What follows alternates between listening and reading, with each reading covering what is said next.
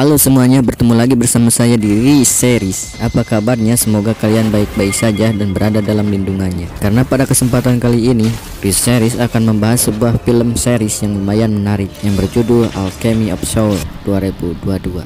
Sebelum ke pembahasan, seperti biasa, jika kalian suka silahkan subrek aja agar tidak ketinggalan video-video dari Riseries.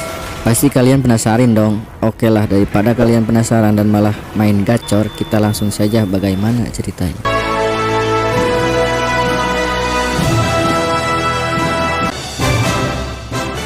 Pada zaman dahulu kala, tepatnya beratus-ratus tahun yang lalu, energi langit yang mengendalikan awan, angin, dan hujan menyentuh tanah dan jatuh di sebuah danau yang bernama Danau Gyeoncheon-dao, dan terbentuklah sebuah negara yang bernama Daho. Dan ada orang yang bisa mengendalikan energi tersebut dan mereka disebut penyihir. Dan ini adalah kisah tentang penyihir yang berada di negara Daho yang tidak ada dalam sejarah atau peta manapun, dengan segala konflik dan intrik yang ada di dalamnya. Di negara tersebut ada seorang penyihir terbaik pada saat itu sekaligus ketua Chen Bugwan yang bernama Janggang, yang ternyata secara diam-diam dia sedang mempelajari sebuah sihir terlarang yang disebut pemindah jiwa. Dengan kata lain, orang yang bisa melakukan sihir tersebut bisa menukarkan jiwanya dengan tubuh orang lain. Akan tetapi efek samping yang diberikan sihir tersebut ketika berpindah kepada jiwa yang tidak cocok, mereka akan kehilangan kendali dan badannya akan mati mengeras. Dan ada dua cara untuk mengatasi hal tersebut, yaitu berpindah lagi ke badan yang lain atau menyerap energi manusia sampai mati. Atas pertimbangan itu, Janggang memutuskan untuk memusnahkan sihir tersebut. Dan setelah membuang jasad itu, Janggang diberitahu oleh muridnya yang bernama Jinmu kalau dia dipanggil oleh raja yang menanyakan tentang sihir yang sedang ia pelajari. Ternyata sang raja sudah mengetahui tentang sihir tersebut dan meminta Janggang untuk menukarkan jiwanya dengan Janggang sendiri selama 7 hari. Dan atas dasar kesetiaan itu, akhirnya Janggang menuruti permintaan sang raja dan akhirnya ritual pun berhasil.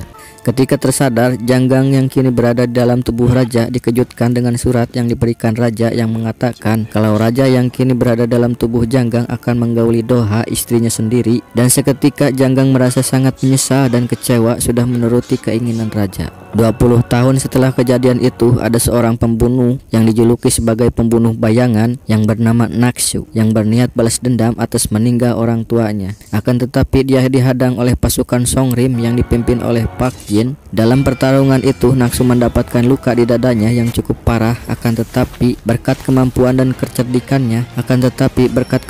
dan kecerdikannya, ia berhasil melarikan diri ke sebuah kampung dan berniat melakukan ritual pemindahan jiwa. Tak lama setelah itu datanglah Park Jin dan pasukannya. Akan tetapi ketika Park Jin memeriksa wanita yang ditangkap oleh Naksu, tidak ditemukan bekas pemindahan jiwa. Seketika Park Jin pun terdiam, apakah Naksu berhasil melakukan pemindahan jiwa atau tewas. Dan ternyata Naksu berhasil melakukan pemindahan jiwa, akan tetapi dia berpindah ke badan wanita yang buta yang tidak ia inginkan yang bernama Mudok. Dikarenakan luka yang diterima Naksu pada saat itu sangat parah, wanita tersebut pun meninggal. Dan kini Naksu yang sudah berada dalam tubuh Mudok merasa aneh karena dia bisa melihat, padahal seperti yang ia tahu wanita tersebut memang buta. Dan kali ini ia sedang menuju Chisonru, sebuah tempat bordir dan akan dijual. Mendengar hal tersebut, Mudok yang menganggap dirinya sebagai Naksu memutuskan untuk melarikan diri. Tapi kini dia kehilangan semua kekuatannya dan alhasil dia pun nyebur. Menyadari hal tersebut, dia menunda keinginannya untuk kabur dan menuruti keinginan si paman. Setibanya di tempat yang dimaksud, dia diberitahu kalau pelanggan setia tempat itu adalah petinggi negara Daho yang dijuluki sebagai penguasa 4 musim. Dan ada 4 orang pemuda rupawan yang mewakili 4 musim tersebut. Yang pertama, Pak Danggu dari keluarga Pak, penguasa musim panas. Yang kedua adalah Jin Choyun dari keluarga Jin, penguasa musim semi. Ketiga, penguasa musim gugur dari keluarga Seo, yaitu Shoyul. Dan yang keempat ada Jang Uk dari keluarga Jang, penguasa musim dingin. Dengan kata lain, keluarga Park, Jin, So, dan Jang adalah keluarga penyihir terhebat di Daho. Kembali kepada Mudok, setelah selesai membersihkan diri, dia berniat melarikan diri dan mencuri beberapa perhiasan. Tapi sayangnya dia ketahuan dan dia pun berusaha kabur. Tapi tak sengaja dia malah memasuki kamar yang ditinggali oleh Jang Uk yang kini sedang diasingkan atas perbuatannya karena sudah menghina gurunya. Mudok yang merasa tidak aman, dia menggunakan kaki kepiting untuk mengancam Jang Uk dan mengambil barang, tapi Jang Uk mengatakan kalau barang itu tidak seberapa dan mengambil barang barang, tapi Jang Uk mengatakan kalau barang itu tidak seberapa. Lantas dia pun memberikan perhiasan giok miliknya. Dan ketika sedang jajan, Mudok melihat Soyul yang ternyata dia adalah teman masa kecilnya. Di tempat lain ada orang yang merupakan pemimpin sekaligus ketua Naksu yang bernama Danju dan wakilnya bernama Giljul sedang merencanakan untuk mencuri jasad Naksu dan menghapus identitasnya supaya identitas mereka tetap aman. Kembali kepada Mudok yang sedang menjual perhiasan yang diberikan Jang Uk. Karena merasa curiga, akhirnya Mudok dilumpuhkan dan pingsan. Dan ketika tersadar, dia sudah berada di sebuah rumah yang ternyata itu adalah rumahnya Jang Uk. Di tempat itu Mudok harus rela menjadi pembantu agar dia tetap aman. Dan pada malam hari ia berusaha memulihkan tenaganya dan dia berniat mencuri lencana milik Jang Uk agar dia bisa masuk ke Songrin dan mengambil pedangnya karena dia yakin setelah mendapatkan pedangnya kembali kekuatannya akan pulih. Di Songrin, orang yang diperintah oleh Danju sudah berhasil menyusup ke sana dan tidak sengaja itu diketahui oleh Mudok yang juga berhasil masuk ke sana berkat rencana yang ia curi. Dan seketika keadaan di Songrin pun menjadi ricuh karena penyusup itu membakar markas mereka. Akan tetapi kejadian itu ternyata hanya sebagai pengalihan semata karena tujuan utama mereka adalah ruang rahasia Jongjinak yang menyimpan jasad Naksu. Dan benar saja jasad Naksu sudah tidak berada di sana. Kembali kepada Mudok yang ketahuan oleh Soyul karena terlihat mencurigakan, Soyul pun mengejarnya. Akan tetapi Mudok yang sedang kebingungan diselamatkan oleh Jang Uk dan mengatakan kalau pertama kali melihatnya dia langsung mengenalinya dan langsung memanggilnya guru. Dan film pun bersambung. Bagaimana nasib Mudok selanjutnya dan kenapa Jang Uk memanggilnya guru? Kita akan mengetahuinya di episode kedua. Di awal episode kedua kita diberitahu bahwa Dowa istrinya Janggang meninggal setelah melahirkan. Dan Jang Uk adalah anak raja yang waktu itu bertukar tubuhnya dengan Janggang. Dan Janggang terlihat sangat marah seakan tidak mengharapkan anak itu.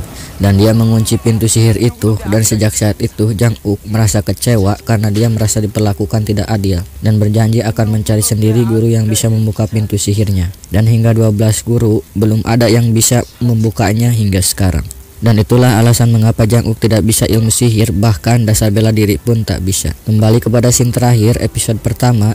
Ketika Jang Uk memanggil Mudok guru karena dari pertama ia melihatnya ia sudah menyadari kalau Mudok adalah Naksu yang berpindah jiwa dan mengatakan terlihat jelas di mata Mudok tanda pemindah jiwa berwarna biru jika dilihat dari jarak dekat.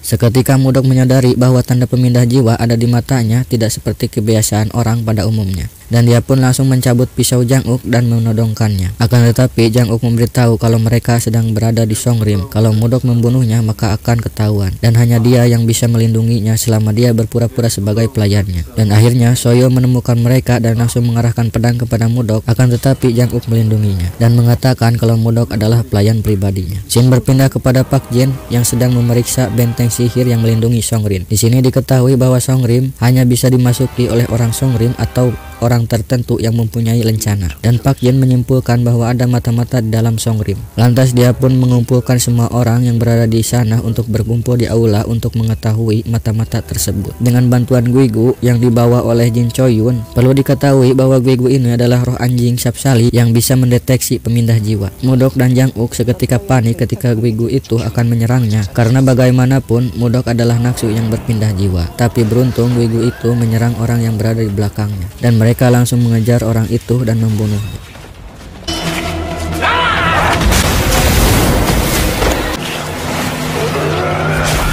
Dan setelah selesai, Pak Jin mengucapkan terima kasih kepada Choyun yang ternyata dia adalah mantan Jang Uk yang sempat akan menikah namun gagal. Di tempat lain, Mudok ternyata diam-diam mau melarikan diri, akan tetapi Jang Uk menemukannya. Dan di sana sudah ada Guigu yang masih mendeteksi dan siap menyerangnya. Di sini Jang Uk menyuruh Mudok untuk lari dan dia akan memecahkan artefak yang menyimpan roh Guigu itu. Ketika Mudok sudah berada di posisi terdesak, beruntung Jang Uk tepat waktu dan memecahkan artefak itu. Dan atas kejadian itu Jang Uk dihukum, dia tidak boleh bergerak dan berbicara. Melihat hal itu, Mudok merasa iba dan membawakan teh kepadanya dan mengatakan kalau dia akan meninggalkannya dan dengan lencana yang ia bawa maka ia akan selamat, dan mengatakan kalau baru kali ini dia bertemu dengan orang yang berusaha melindunginya dan jika bertemu lagi maka dia akan membiarkannya hidup. Di tempat lain, ternyata Mudok mendatangi rumah bordir dan memesan beberapa petasan kepada Juwol dan berencana menjual lencana milik Jang Uk. Akan tetapi tanpa diketahui ada seseorang wanita yang mendengar hal itu dan berencana untuk mencuri lencana itu. Di tempat lain, Danju mengatakan untuk tidak takut mati kepada anak buahnya karena mereka bisa berpindah jiwa seperti halnya yang dilakukan oleh Naksu. Dan ternyata Danju adalah Jinmu,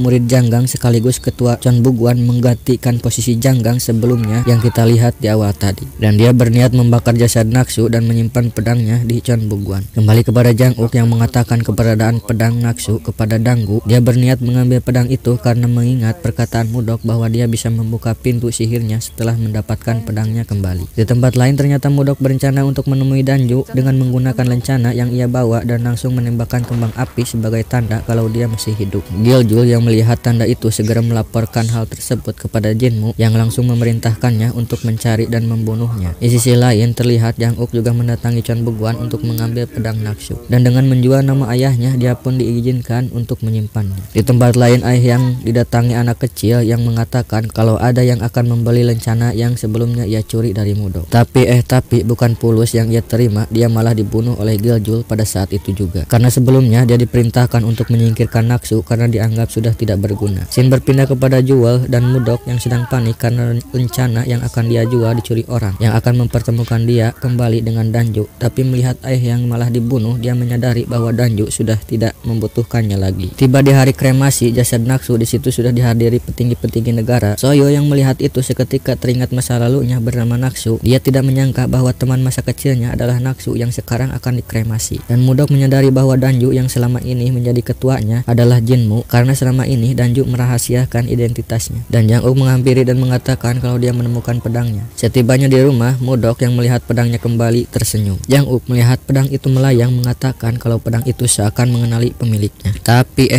pada saat pedang itu sudah mau sampai di tangan Mudok, ada energi yang keluar dan mementahkannya. Mudok berusaha untuk mencabut pedang itu, tapi dia tidak bisa melakukannya. Dan Jang Uk yang tadinya menaruh harapan kepada Mudok untuk bisa membuka pintu sihirnya, kini dia merasa kecewa dan mengejek Mudok kalau dia tidak berguna dan sama saja dengan dirinya yang tidak bisa apa-apa, dan menyuruh Mudok untuk pergi. Mengetahui bahwa dia sudah tidak bisa apa-apa dan mendengar hal seperti itu, dia berkata lebih baik mati daripada harus hidup dengan keadaan seperti itu. Dan dia pun memutuskan untuk mengakhiri hidupnya dengan loncat ke danau Gyeongcheon-dao. Di dalam danau, Mudok merasa aneh karena ada energi yang besar dan dia juga bisa mencabut pedangnya.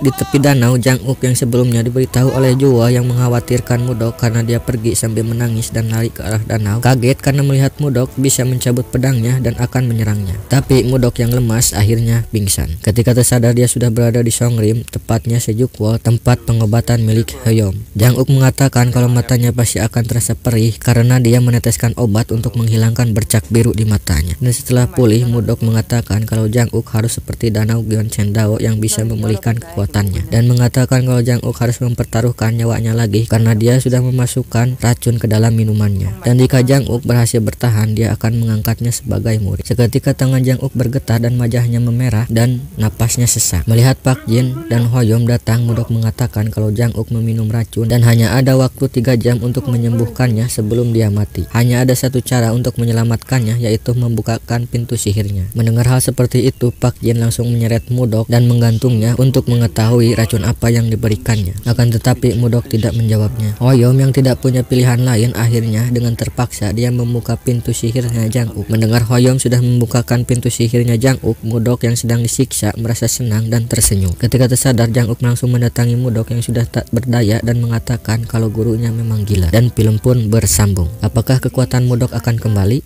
Dan bagaimana keadaan Jang Uk setelah dibuka pintu sihirnya? Kita akan mengetahuinya di episode ketiga.